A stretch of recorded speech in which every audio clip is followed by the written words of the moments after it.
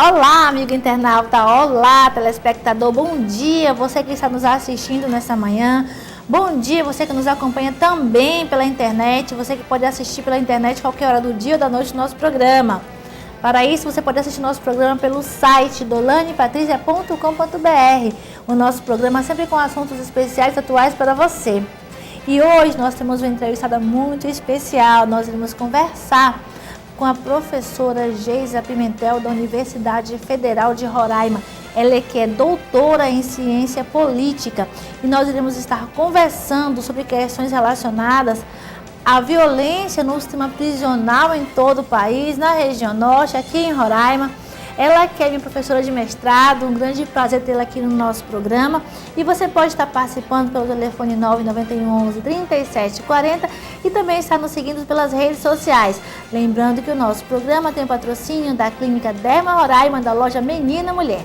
Nós iremos para um breve intervalo comercial, daqui a pouco estaremos de volta.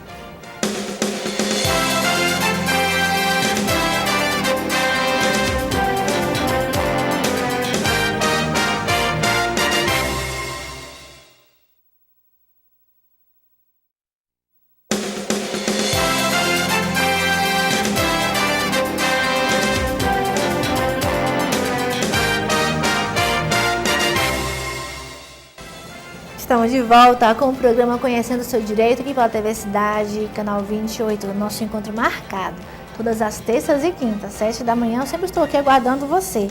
Sempre com um entrevistado especial e hoje não é diferente. Nós vamos conversar com a professora doutora Geisa Pimentel, ela que é uma professora da Universidade Federal de Roraima, doutora em ciência política. Ela também é minha professora de mestrado, um grande prazer tê-la conosco. E nós iremos conversar sobre a questão relacionada à violência no sistema prisional, no país, na região norte, aqui em Roraima. Um assunto muito atual que é importante que você acompanhe e que você participe também. Participe pelo telefone 991 11 37 40 e acompanhe o nosso programa pelo meu site, dolanepatricia.com.br. Bom dia, professora, bom dia, tudo bem? Tudo bem, muito obrigada pelo convite. Eu que agradeço a sua participação no nosso programa. E eu queria começar perguntando o que aconteceu com o sistema prisional, que de repente essa violência estourou, começou em Manaus, depois Roraima, Rio Grande do Norte, começou a ficar tenso no país inteiro. O que veio a ser essa onda de violência no sistema prisional?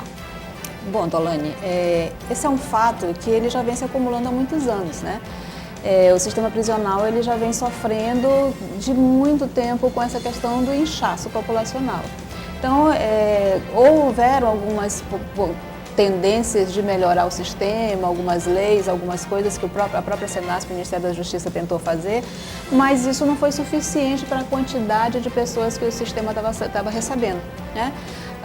O sistema prisional ele não é modificado há muitos anos, então foram poucos os presídios construídos no Brasil e esses presídios que foram construídos, eles foram mais presídios de segurança máxima, quer dizer, o crime foi se organizando bem mais, né?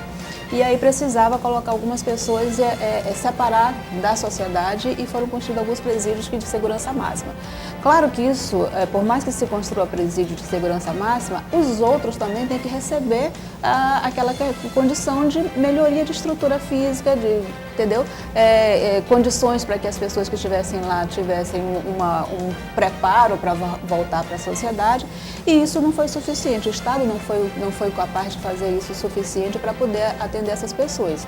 E aí, um local em que você só vai colocando pessoas, acumulando pessoas como se fosse um depósito, a tendência é que em determinados momentos isso não tenha mais condições nenhuma. E isso extrapole.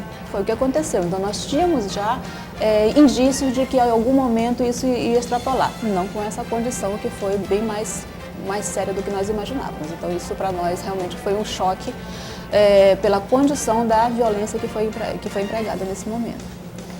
Queria que você falasse um pouquinho sobre o índice de crueldade que foi empregado nas mortes dos presidiários. A que se deve essa violência sem tamanho? Olha, aí nós temos que realmente fazer um estudo, porque isso, de um período para cá, isso já vem, né, se desenrolando. Não é algo que de repente, pá, morreu todo mundo.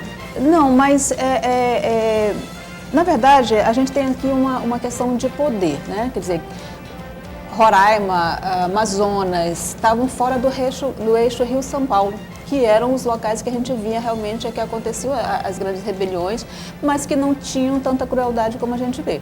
Claro que isso para nós foi muito mais impactante, porque é uma cidade pequena, é um estado pequeno. Amazonas apesar de ser grande, não estava na mídia nacional. Sim. Rio Grande do Norte já estava na mídia nacional, mas não com essa intensidade. Então, para nós, o choque foi bem maior por conta disso. Quer dizer, então nós não vivenciamos o que houve alguns anos atrás com Carandiru. Né? Nós não vivenciamos aquela condição que para eles foi um grande choque. Tivemos um choque, mas para nós era distante da nossa realidade. A nossa realidade era uma outra. Não éramos um estado, nós estávamos numa condição pequena.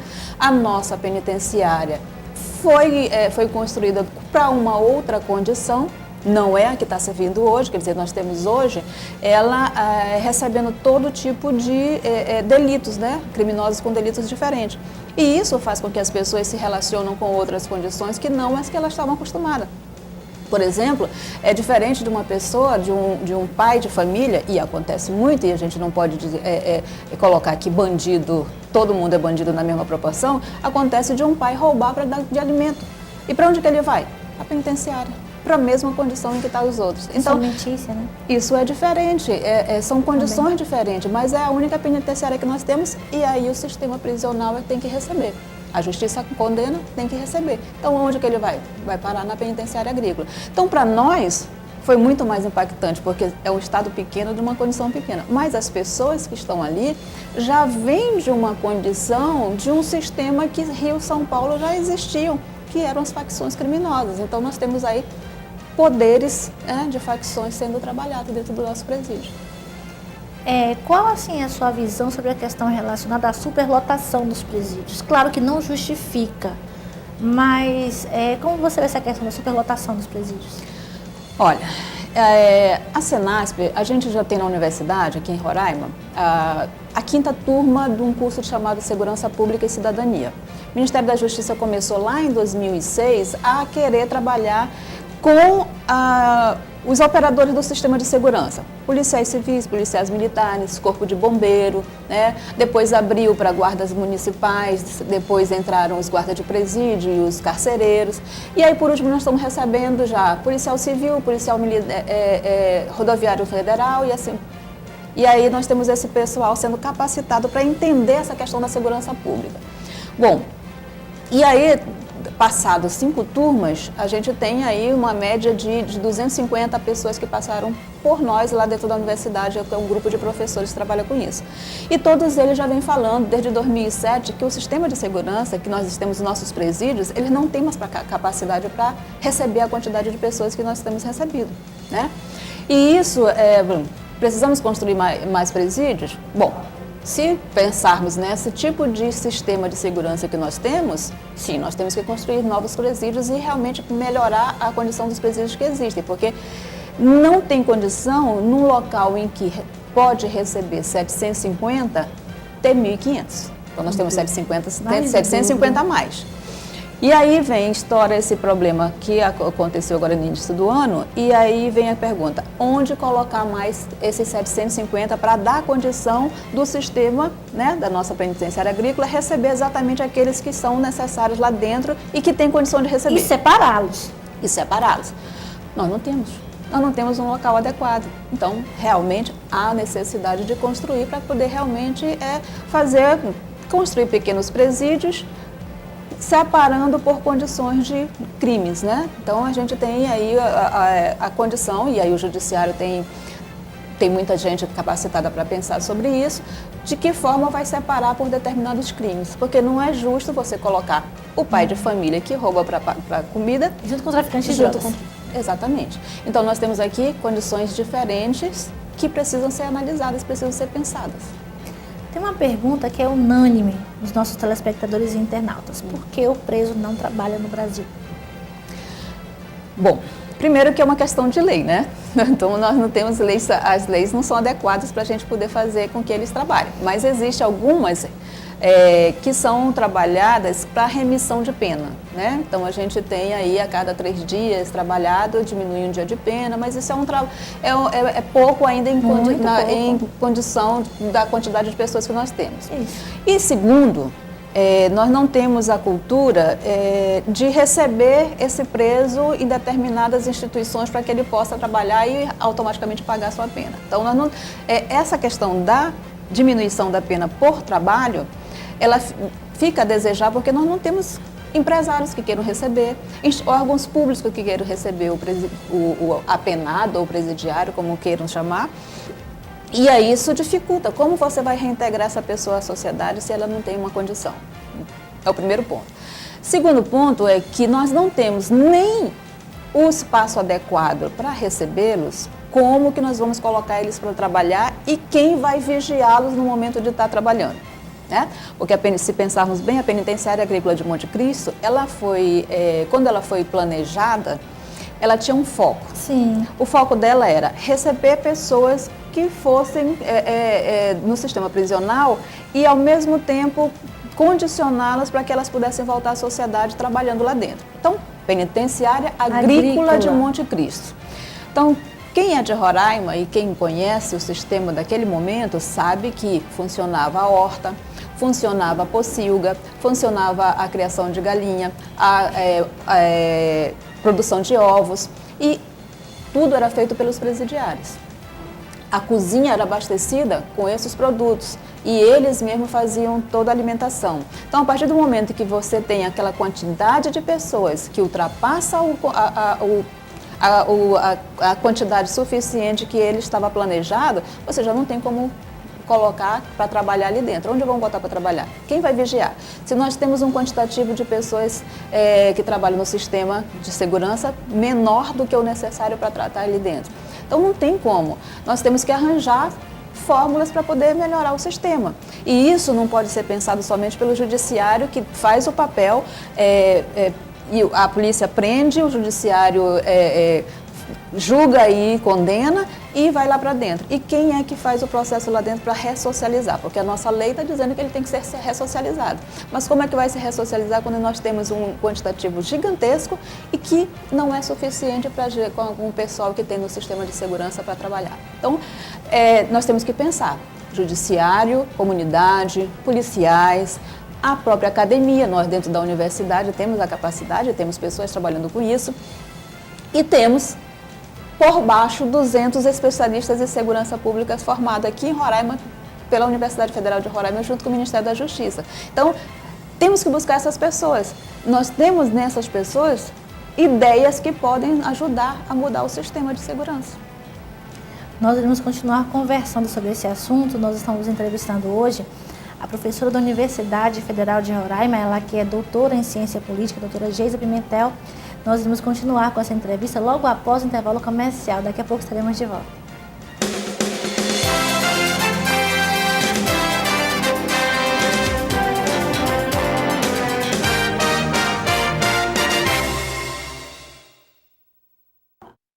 Como surgiu esse negócio? Queria saber como é que surgiu esse negócio de facção. Esse negócio de facção.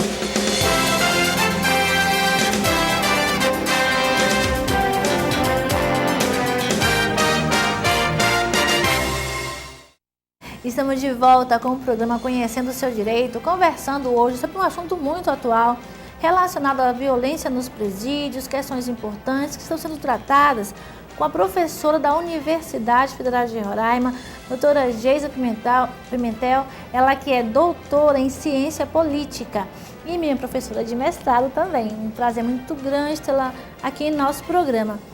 E falando dessa questão dos presídios, 56 mortes em Manaus, 33 mortes em Roraima, 26 mortes no Rio Grande do Norte. Como é que começou essa história de facção? Bom, as facções já têm mais de 50 anos dentro dos presídios no Brasil, né? Então, Rio e São Paulo foram os primeiros estados. Principalmente com os chefes dos tráficos, né? Quer dizer, os grandes traficantes, eles precisavam de alguma forma se impor dentro dos presídios. E aí começaram algumas facções. Rio com a sua principal, São Paulo com a sua principal.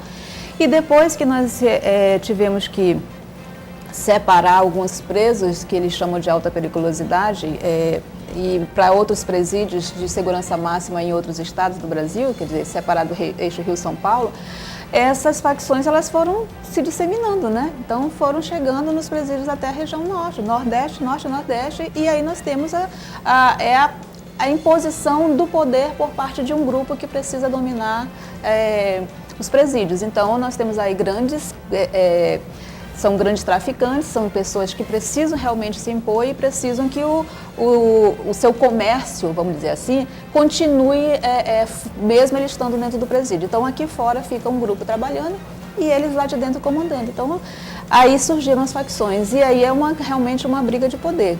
Quem é que tem os nichos de venda de droga em determinados locais e as grandes facções se apresentaram a partir daí. E esse é palco de estudo de alguns sociólogos, antropólogos, então tem muita gente estudando. E o próprio pessoal das polícias, eles estudam essa questão das facções. É uma área que já tem um grande público de cientistas estudando. E é interessante porque em todo lugar do país não se consegue conter. Por que não consegue conter a entrada de celular? Ninguém nunca conseguiu entender a comunicação das facções. Num presídio de segurança máxima, com quem é da facção e está fora do presídio. Eu tenho uma curiosidade, por que não conseguem bloquear o celular nas penitenciárias? Como funciona essa questão da segurança do presídio para impedir a entrada, uma segurança que não funciona, a entrada de celulares, de armas dentro do presídio? Por que isso acontece com tantos cuidados que a mídia apresenta, que são cuidados trazidos pela polícia, isso em todo o país, mas que não tem tido resultado? Olha, eu costumo dizer que a gente acaba arranjando saída para muitos problemas, né? E eles têm muito tempo para pensar de que forma essas coisas devem entrar. Não falta. Isso é uma das primeiras coisas. E fora o fato que quando você tem uma pessoa, um homem, né? Geralmente os grandes presídios que são mais inchados são pelos homens, né? Então ele é geralmente um chefe de família.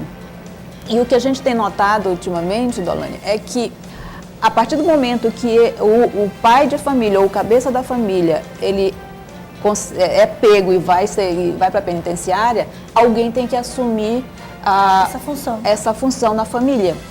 E geralmente as mulheres estão assumindo essa função de continuar o trabalho ou o comércio da pessoa que foi presa, né?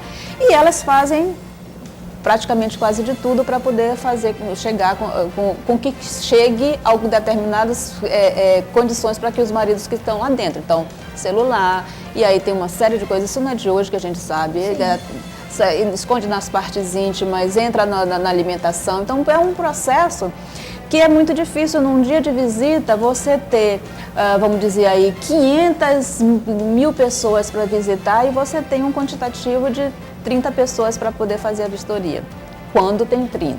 Então, como você vai fazer esse papel, que é um papel de fazer a vistoria na hora que a pessoa entra? Então, muitas vezes passa despercebido e isso é comum, né? Então, há formas e outras formas de entrar todo esse material, armas, celular, tudo. E aí também tem o fato de, muitas vezes, eles conseguirem corromper algumas pessoas para poder fazer com que essas pessoas façam vista grossa. Então, tudo é possível dentro da nossa sociedade. Então, nós estamos trabalhando com uma sociedade que todo mundo precisa de dinheiro, tem pessoas que estão numa situação difícil e, muitas vezes, o que é oferecido naquele momento compensa se arriscar para poder passar algumas coisas.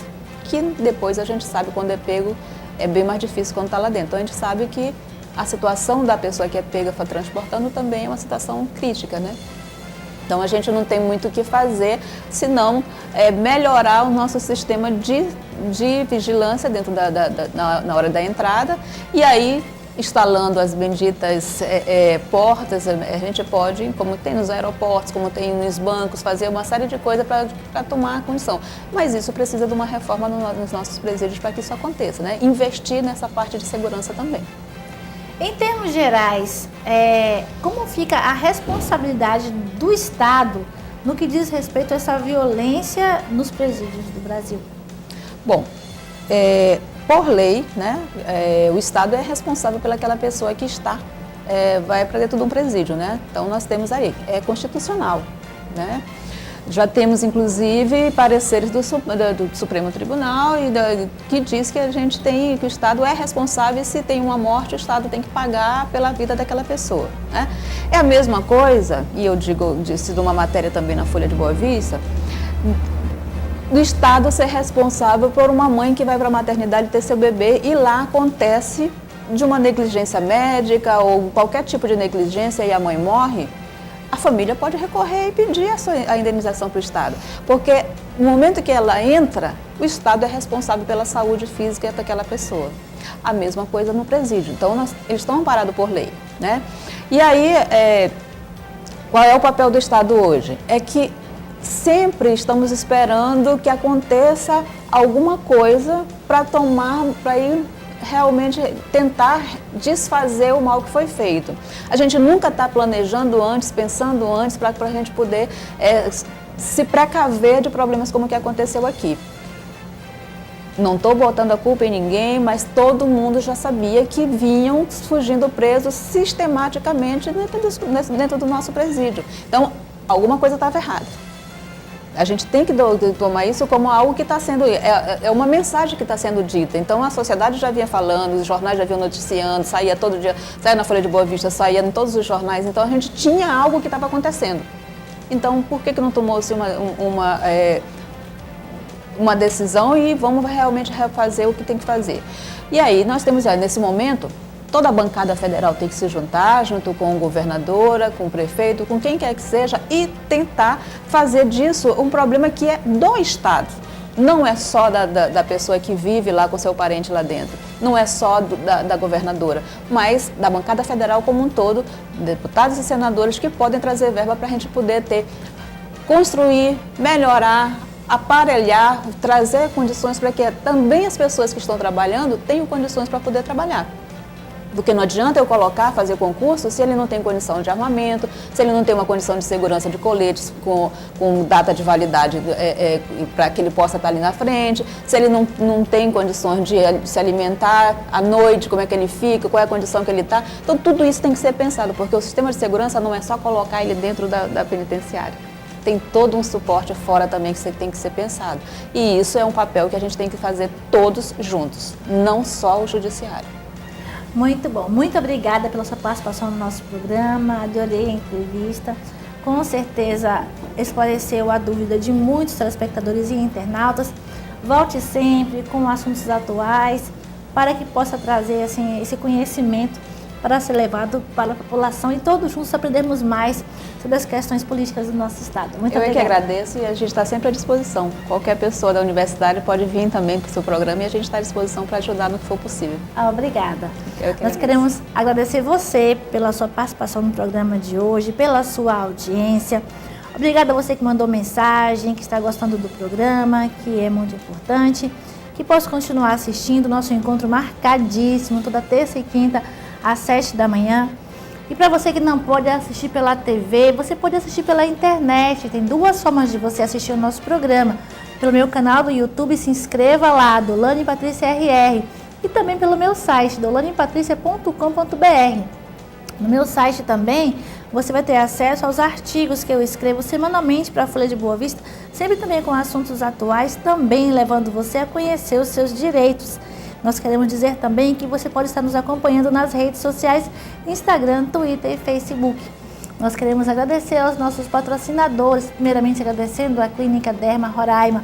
A Clínica Derma Roraima, que é a melhor clínica dermatológica da região norte, com aparelhos mais modernos. Doutora Ana Paula Vitti, uma médica muito conceituada, com muita experiência, que vai deixar a sua pele muito mais bonita. Marque já a sua avaliação, marque já a sua consulta no endereço que aparece embaixo na sua telinha.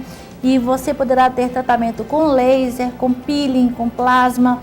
Também trabalha com aplicação de botox, tanto para homens quanto para mulheres.